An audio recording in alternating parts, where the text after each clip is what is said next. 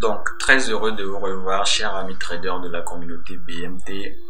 Nous nous retrouvons pour la seconde partie de la vidéo sur ce que vos coachs ne vous disent pas ou du moins ne le savent pas.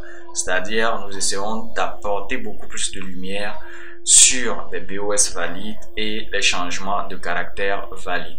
Et dans la vidéo précédente, nous avons étudié le cas d'un BOS valide et celui d'un BOS non valide. Donc, pour tous ceux qui étaient absents, je vous mets juste le lien de la vidéo en playlist.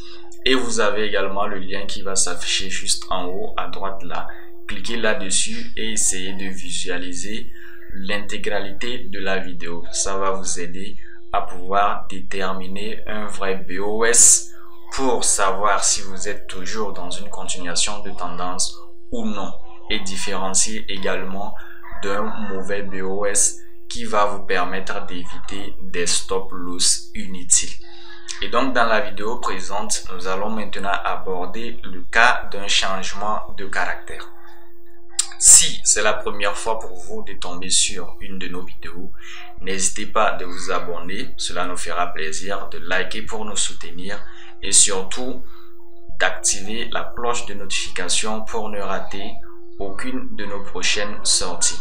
Donc en rappel, ici nous sommes une chaîne libre, nous partageons des astuces, des stratégies de trading du point de vue institutionnel visant à améliorer votre vision du marché en tant que trader institutionnel indépendant.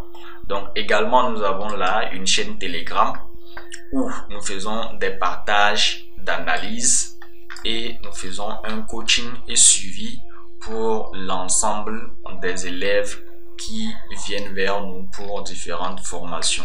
Donc vous pouvez voir, les résultats parlent d'eux-mêmes, nous avons des témoignages et autres. Donc là, nous nous retrouvons tout juste derrière les graphiques pour parler exactement d'un changement de caractère valide ou non. Sans ça, vous ne saurez jamais si le marché est en train de prévoir ou du moins annoncer un renversement de tendance ou non. Donc je vous invite à rester jusqu'à la fin de la vidéo si le concept vous intéresse et que vous voulez parfaire votre trading grâce à nos enseignements. Et donc ici, chers amis, nous revoilà. Comme prévu, nous allons parler du cas du changement de caractère dans cette nouvelle vidéo. Donc là, nous allons prendre toujours le cas d'un exemple haussier et sachez que le même principe s'applique dans le cadre d'un scénario baissier. Donc là, nous avons par exemple le prix qui quitte une baisse et qui s'en va faire quoi? Un changement de caractère. Et qu'est-ce qui va marquer notre changement de caractère? C'est la cassure de quoi? Du précédent sommet laissé par le prix.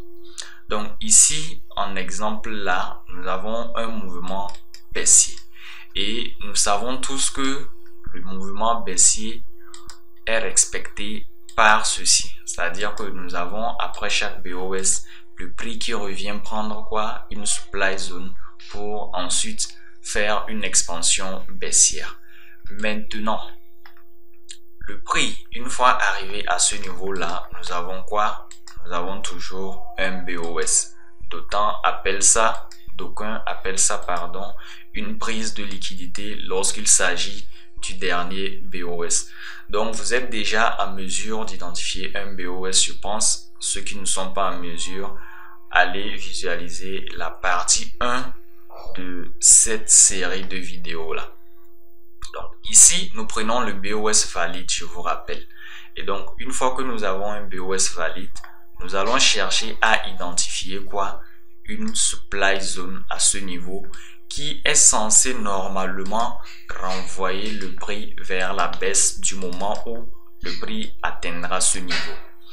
Donc, une fois après avoir identifié notre supply zone, cela sera grâce à des configurations de bougies que nous avons étudiées dans le passé. Une fois que vous aurez identifié ces différentes bougies, vous repérez votre zone et nous escomptons un retracement du prix jusqu'à la zone pour normalement prendre position dans le sens de la baisse. Mais malheureusement, il peut y arriver que le prix, au lieu de faire ce que ce à quoi nous nous attendons, pardon, vous aurez le prix qui va faire ceci. Après avoir réalisé un BOS, il va faire un retour et venir briser notre supply zone. Donc, normalement, on s'attendait à prendre une position vendeuse à ce niveau. Mais nous voyons le prix venir traverser notre supply zone. Donc, une fois que le prix a traversé notre supply zone valide, là, nous pouvons parler de changement de caractère valide. Le prix était censé s'arrêter sur la supply pour repartir à la baisse après ce BOS. Maintenant, là, nous assistons à la cassure de notre supply zone. Et généralement, lorsqu'il va y avoir une cassure, vous n'aurez pas confirmation d'entrée. Donc, nous avons vu également les différentes configurations, ou du moins ce qu'il faut observer dans une supply ou encore dans une demande zone pour confirmer une prise de position. Je vous mets le lien de la vidéo juste en haut à droite de l'écran. Donc, une fois que le prix est traversé notre supply zone, nous allons mentionner là la présence du changement de caractère.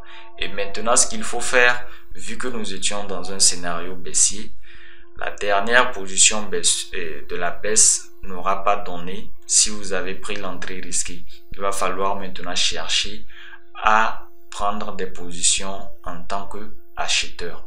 Donc, sur cette expansion-là, nous allons l'appeler maintenant expansion. Nous allons chercher à nouveau des empreintes haussières. Donc, on peut avoir toujours ici une demande zone de type quoi? Rallye, base, rallye. Donc, on peut avoir une première demande zone ici. Ou encore une autre à ce niveau-là. On peut avoir une autre demande zone là qui fera une confluence de QML avec le dernier BOS, c'est-à-dire le dernier creux du BOS. Donc, généralement, on a ceci. Donc, je mets maintenant nos demandes zones en bleu. Donc, pareil pour celui-ci. Et à partir de ce moment, nous allons escompter un retour du prix sur la demande zone là pour qu'il parte à l'achat, ou encore le prix pourra revenir jusqu'à la supply à la demande du bas en confluence avec le QML, où nous allons escompter également un achat. Donc, dans tous les cas, nous avons cette structure là sur les grandes unités de temps. Une fois le prix dans votre demande zone, il va falloir toujours chercher à confirmer votre scénario avant toute prise de position. Donc ici, c'est l'exemple d'un changement de caractère valide. Donc, à la place d'un BOS, certains vont appeler ici une prise de liquidité. Donc, pour faire simple, vous vous dites tout simplement que lorsque vous avez un BOS et que vous identifiez une supply zone et que le prix vient, au lieu de réagir sur votre supply, la prise, là, vous avez un changement de caractère.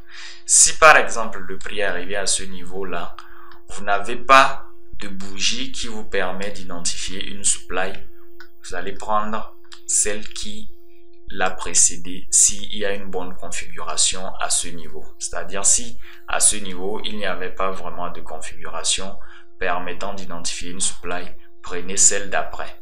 Si vous avez vraiment un scénario haussier, le prix avec un momentum violent va venir dépasser celle-ci dans peu de temps pour vous construire un renversement de tendance. Et là, vous cherchez maintenant différentes demandes zones.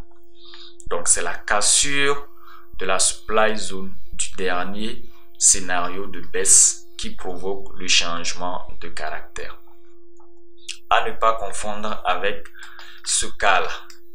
Vous voyez, là, j'ai illustré l'exemple d'un changement de caractère non valide. Donc, je le reprends également en grande échelle pour que vous puissiez voir la différence entre celle-ci et celle-là.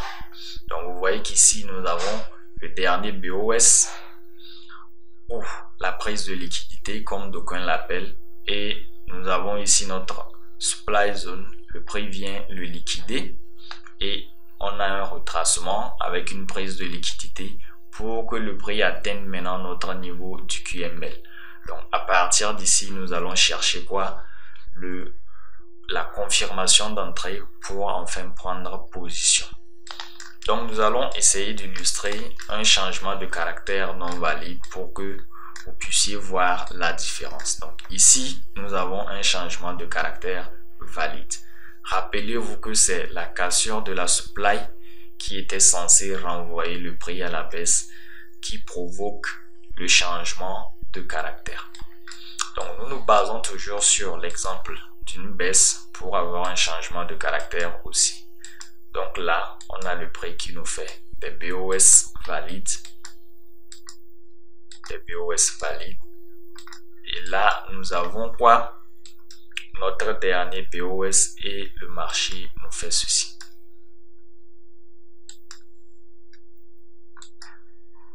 Je vais m'arrêter là. Donc ici, un BOS valide. Je rappelle que si vous n'êtes toujours pas en mesure de différencier un BOS valide d'un BOS non valide, allez visualiser la vidéo précédente, c'est-à-dire la partie 1. Donc à partir de ce niveau, nous avons le dernier BOS. Et là maintenant, on doit s'attendre à ce que le marché brise ce niveau-là, cette supply, pour que nous puissions parler en fait d'un changement de caractère. Donc s'il arrivait que le marché brise cette supply, nous pouvons parler de changement de caractère. Mais là, on observe que le marché fait des bruits de marché avant d'atteindre ceci. On a eu ça. Vous voyez, nous avons eu ça. D'aucuns vont parler en même temps de changement de caractère à ce niveau. Non, ceci n'est pas un changement de caractère valide. Le changement de caractère s'identifie du moment où le marché brise la dernière supply liée au dernier BOS. Et voilà le dernier BOS dans le sens de la baisse. Donc on aura uniquement de changement de caractère si le marché brise cette supply zone là. Donc ici, ce n'est pas vraiment, je le mets en, disons, en vert. Donc ici, ce n'est pas vraiment un changement de caractère. Non, ceci n'est pas un changement de caractère valide. On parlera de changement de caractère du moment où le prix viendra ici. Donc si vous identifiez ceci comme étant un changement de caractère et que vous prenez position sur cette demande zone, si le prix peut vous laisser une configuration là-bas. Donc si vous vous amusez à prendre une position à ce niveau-là, vous pouvez avoir le marché qui va faire quoi? Continuer sa baisse. Pourquoi continuer sa baisse? Parce qu'il n'a pas réussi à briser tout ceci et on avait un BOS. Donc là, à nouveau, on peut avoir le marché qui va revenir maintenant ici nous faire un BOS valide et plus tard, le marché va faire ceci et continuer sa baisse. Vous voyez la nuance? Donc tout ceci sera peut-être une zone de liquidité ou même si on a une supply ici, cela pourra être considéré comme étant une fake supply zone. Et je pense également avoir fait une vidéo où j'expliquais la nuance entre une vraie demande et une fake demande zone, pareil que pour les supply. Oui. Donc, mais si on avait eu le prix qui avait brisé cette supply là, on aurait pu parler de changement de caractère. C'est-à-dire que si on avait eu ceci, il est maintenant probable que le marché revienne chercher une demande zone pour enfin faire quoi? Un scénario de hausse. Avec maintenant à nouveau des BOS assez intéressants. Donc, sachez que c'est la cassure de la dernière supply qui est liée au dernier BOS qui nous donne un changement de caractère valide. Donc ici, on a un changement de caractère valide. Par contre, ici, nous avons quoi? un fake changement de caractère. Vous n'allez pas vous dire que là, on a eu cassure du précédent creux ou cassure du précédent sommet et en même temps prendre la décision comme quoi on a un renversement qui se prépare. Non. Vous attendez toujours la cassure de la dernière supply et ce, toujours en grande unité de temps. Maintenant, si vous avez ça en grande unité de temps et que le prix, vous identifiez une demande zone, si le prix revient dans la demande zone, vous allez chercher à confirmer la position. Donc, je vous mets également juste en haut à droite le lien de la vidéo sur les différentes patterns de confirmation d'entrée. Donc, ici, c'était probable que vous ayez un scénario pareil si vous avez pris en compte le mauvais changement de caractère. Donc, très important que vous soyez en mesure de déterminer. Vous voyez que si vous avez pris ce niveau-là comme étant un changement de caractère, vous allez vous dire que vous avez une demande zone et vous allez chercher à faire quoi? À vous placer en buy à ce niveau. Et vous placez en buy, même si vous mettez le stop là, vous voyez, le marché le brise et passe à la baisse. Et plus tard, il revient là sur la supply et fait maintenant une très bonne réjection. Donc, ça va vous aider à éviter beaucoup de SL et ça va vous aider également à savoir si il y a le marché qui prépare un renversement ou non. Donc, pareil pour le BOS, vous allez toujours les identifier, les vrais BOS dans les grandes unités de temps. Et une fois identifiés, vous pouvez maintenant revenir en petite unité de temps pour chercher à confirmer votre prise de position. Là, nous allons prendre quelques exemples. Ici, sur le marché des indices synthétiques. Donc, je pense que ce sont des analyses que j'ai eu déjà à poster. Là, on observe pleinement un BOS ici qui est valide. Et là, qu'est-ce qu'on a? Le marché est revenu avec une confluence du QML dans notre zone et le marché a très bien réagi. Donc ici, une fois que le marché revient, on devrait faire quoi? On devrait maintenant chercher la confirmation d'entrée. Déjà même, on a encore un truc visible. Regardez bien, un BOS valide ici. Le prochain BOS à ce niveau. Le prochain BOS à ce niveau. Donc, avec leur creux et tout. Donc, ici, en réalité, on devrait avoir une suite de hausse du moment où le marché devrait briser ce niveau. Et on voit qu'il descend. Et dans sa chute, après ce BOS, on devrait s'attendre quoi? À un scénario aussi. Donc, on devrait pouvoir tracer une demande zone normalement ici. Parce qu'on a un BOS, on devrait s'attendre à ce que le marché revienne pour prendre ça et partir.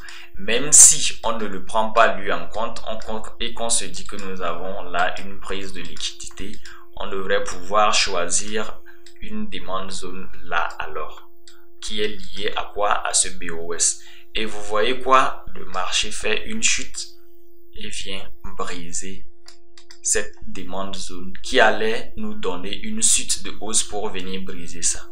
Donc, une fois que le marché a brisé cette demande zone là, donc on va parler ici de changement de caractère valide. Donc là, nous assistons à un changement de caractère valide. Voilà comment vous devrez normalement procéder.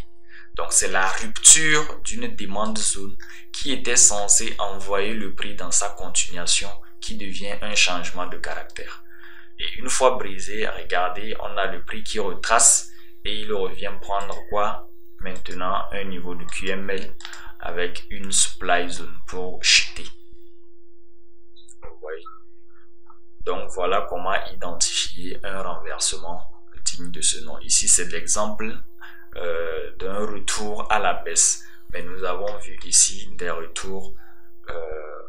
Voilà, nous avons vu ici des exemples où on avait, ici nous avons vu un exemple où on avait une baisse et on devrait avoir un retour à la hausse. Donc ici, c'est une supply zone qui doit être brisée. Ici. Par contre, vous voyez là, c'est une demande zone qui a été brisée. Donc, vous pouvez déjà commencer à vous exercer, à vous entraîner sur les renversements et vous allez voir que le renversement vient suite à un renversement en fait, à une cassure en fait, voilà, d'une demande ou d'une supply zone qui était censée retenir le prix tout simplement. Donc, c'était tout également pour la vidéo. J'espère que là, vous êtes maintenant au complet et que vous serez en mesure de tout identifier. Donc, les exemples, c'est plein, que ce soit sur le marché du Forex ou que ce soit sur le marché des indices synthétiques, vous pouvez toujours identifier tout type de renversement qui va se préparer ou du moins une vraie continuation de tendance. Donc, regardez là également. Nous avons eu un dernier BOS ici. Donc, je peux retirer tout ceci. C'était une analyse que j'ai faite. Si je retire tout ceci, vous pouvez voir avec moi qu'on avait un BOS au cours de la baisse. BOS ici.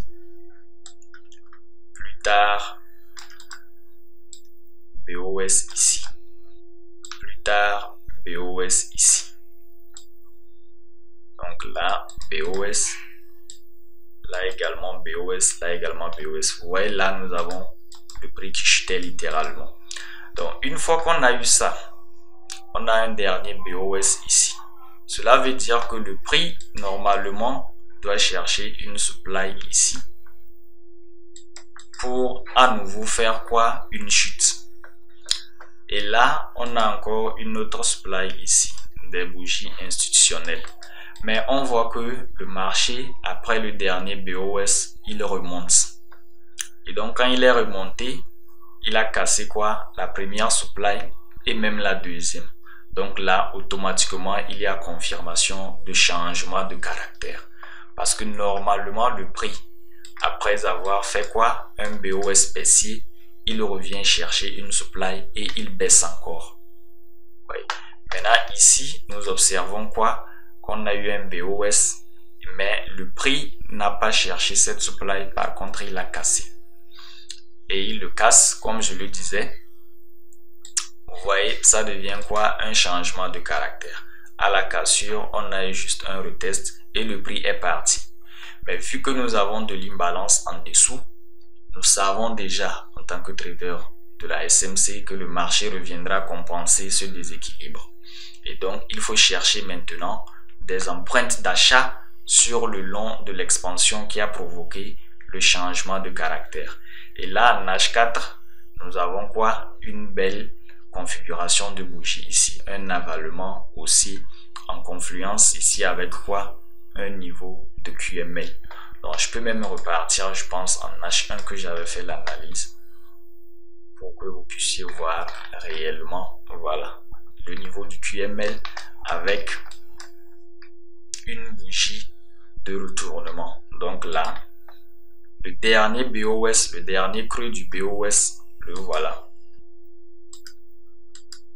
Vous voyez, donc je trace littéralement ceci comme étant mon niveau du QML. Et vous voyez pile poil que le prix est revenu là-dedans. Donc en H1, j'avais de l'imbalance tout au long. Lorsque je prends l'order bloc de H4, vous voyez que l'order bloc de H4, si nous retournons, va englober beaucoup en fait la zone. Regardez ici, l'order bloc de H4 commence ici. Maintenant, lorsque je retourne par exemple en H1, je me rends compte que dans ma zone, il y a encore de l'imbalance. H1, voilà. Donc, je me rends compte que dans ma zone, il y a de l'imbalance. Donc, naturellement, le prix va compenser tous ces imbalances-là. Donc, ce qui fait que je ramène, en fait, ma zone en dessous là, en prenant en compte cette bougie et le niveau du QML. Et là, on voit que le prix vient là, maintenant en unité de temps inférieure, titi, jusqu'à briser en réalité le dernier en fait niveau, le dernier sommet avec le dernier BOS. Et donc là, quand il a brisé, on a eu là un retracement le prix est revenu sur une demande zone de type rallye base rallye pour maintenant commencer une expansion. Alors guys, je vous rappelle que l'accès à notre chaîne Telegram est libre et sans condition. Rejoignez pour profiter au maximum des analyses que nous envoyons. Vous pouvez voir là, nous avons donné une analyse du Bitcoin au préalable qui a très bien réagi dans la zone que nous avions attendue. Disons une journée plus tard en entrée sniper. Vous voyez, la plupart des analyses que nous postons ont été au préalable données gratuitement. Vous voyez l'USD-ZAR, regardez la chute phénoménale. Le setup était donné à ce niveau là, vous pouvez le constater. Donc pareil pour toutes ces analyses. Ici c'était sur l'indice synthétique V75 1S. Regardez la demande zone, la supply zone pardon, en confluence avec le QML. On a une très bonne réjection. Donc vous voyez de vous-même, le setup était donné en amont à ce niveau. Donc là je revenais dans le canal pour vous faire part de l'analyse sur laquelle nous étions juste à la fin de la première partie de la vidéo précédente qui était le Nasdaq. Nous avions fait une analyse au préalable sur le Nasdaq où je disais qu'on devrait revenir sur ce parce que nous avions eu un très bon changement de caractère qui illustrait parfaitement ce qu'on devrait voir dans la partie 2 qui concerne les changements de caractère valides. Donc nous avons tellement, voilà. Donc voilà l'analyse qui était ici à ce niveau dans un premier temps. Donc on avait d'abord une supply en daily. Ensuite nous avions cherché une confirmation en H1. Donc nous allons aller sur TradingView. Nous revoilà avec l'indice, le US100. Donc on repart en daily toujours pour que je vous montre premièrement ce qui nous a poussé à prendre la zone. Donc vous pouvez voir qu'on avait un niveau de QML à ce niveau là, vous voyez, et là on avait une très bonne break of structure ici, un changement de caractère puisqu'on partait d'une hausse. Le dernier BOS a été brisé, son creux a été brisé, donc on avait un très grand changement de caractère en daily à ce niveau. Donc plus tard le prix est revenu là, donc à ce niveau là on a quoi, une supply zone qui est là. Donc une fois qu'on avait identifié cette zone là, il fallait maintenant qu'on cherche une confirmation d'entrée ici en H1 par exemple. Donc lorsque je repars en H1, voyons ce qui s'est passé avant que le prix atteigne notre supply zone. On a eu quoi, une impulsion ou du moins un mouvement haussier qui se faisait. Donc vous pouvez tous le voir à vue d'œil, ça se voit qu'il fallait que le prix fasse une hausse pour atteindre la zone. Et donc une fois que le prix est arrivé, je vous ai dit comment on détermine le changement de caractère. C'est à partir du dernier BOS que nous allons nous référer pour identifier le changement de caractère. Donc ici, le dernier BOS, il est là. Voyons le prix qui faisait quoi, des creux et des sommets. Donc ici, on a eu un creux. Voilà son sommet. Plus tard, on a eu un creux. Et voilà également son sommet à ce niveau. Et donc, si on veut continuer, on peut encore aller ici, mais ce n'est pas vraiment clair. On peut dire qu'on a un sommet là et qu'on a un creux à ce niveau. Donc, je vais retirer la supply zone de daily pour que nous puissions bien voir réellement ce qui s'est passé. Donc là, je l'efface et je retourne toujours en H1. Donc voilà, nous étions déjà dans la zone. Et j'ai dit que pour identifier le changement de caractère, on se réfère généralement au dernier BOS. Et donc pour moi ici, pour vraiment que ce soit clair, je vais prendre ce dernier BOS comme celui-ci et non celui-là. Donc d'aucuns auraient pu prendre celui du haut, mais pour que ce soit vraiment visible, vous voyez que là, nous avons une nuance au niveau de son creux. Mais n'empêche que c'est prenable. Mais pour plus de rassurance, si vraiment la baisse doit se faire, le prix doit casser celui du bas. Donc là, moi, je prends celui du bas, ici comme étant mon dernier BOS. Et donc, son creux, c'est où? C'est celui-là. Donc c'est lui qui doit être brisé, puisque normalement si on a ce BOS là, en réalité ça veut dire qu'on aura quoi? Une demande zone à ce niveau pour que le prix revienne faire une réjection là-dessus pour continuer la hausse. Donc on devrait avoir un scénario pareil. Et donc si le prix revenait, il allait pouvoir repartir à la hausse pour venir briser ce sommet qui était le high précédent. Vous voyez? Mais chose qui ne s'est pas faite. Et donc, ça n'a pas été le cas à ce niveau. Vous voyez que cette demande zone, on s'est bien dit que pour qu'il y ait continuation de tendance, à chaque fois que nous avons un BOS, normalement, qu'est-ce que le prix est censé faire? Après identification de notre demande zone, on s'est dit que le prix doit revenir, prendre appui sur la demande zone pour à nouveau continuer. Et donc, ce qui était normalement arrivé à ce qui devrait normalement se passer à ce niveau. Donc, voilà notre demande zone. Et on voit que le prix le brise. Donc, une fois que le prix le brise, au lieu de faire une réjection, là, nous avons assisté maintenant à quoi? À un changement de caractère dans notre supply de daily. Donc, nous étions dans notre supply de daily. Et donc, maintenant, là, on a identifié quoi? Un changement de caractère en unité de temps inférieure de confirmation. Et donc, on va chercher maintenant une empreinte sur l'expansion qui a provoqué le changement de caractère. Et donc, s'il faut chercher une empreinte, là, nous avons maintenant des supply zones à chercher. Et donc, là, on a une très bonne configuration de supply à ce niveau-là. Oui, donc, on devrait se positionner là et mettre son stop loss au-dessus de la supply.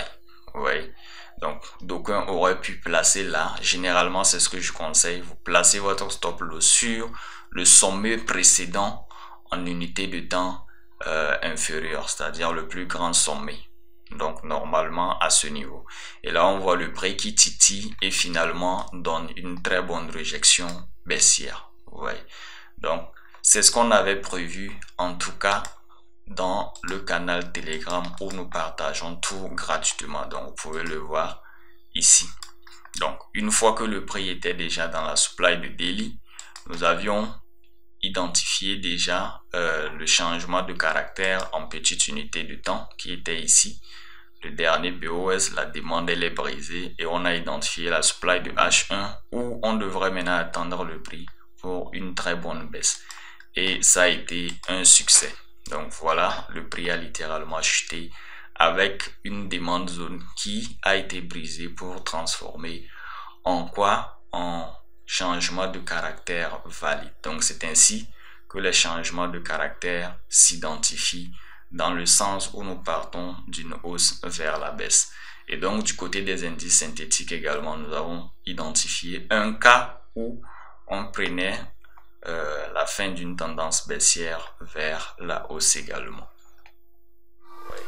Donc le principe est simple, quand vous avez toutes les informations, vous pouvez prendre de merveilleux trades. Rappelez-vous que juste en trading, appliquez les enseignements qui sont en fait donnés. Et dites-vous que le marché ne peut pas, ou du moins votre stratégie n'explique pas en fait tout ce que le marché fait. Mais du moment où vous voyez une configuration qui cadre très bien avec les enseignements que vous avez reçus, vous pouvez profiter à fond du signal. Donc c'était tout pour la vidéo. Si elle vous a plu, likez, partagez, commentez et surtout, n'hésitez pas à nous dire en commentaire les notions sur lesquelles vous aimeriez qu'on puisse vous donner des éclaircissements comme ça a été le cas dans cette vidéo. Et si vous avez voilà des questions même qui ne concernent pas ce que nous avons vu, n'hésitez pas à les poser. Nous prendrons soin de vous répondre cordialement. Bon visionnage et à très bientôt pour une nouvelle vidéo.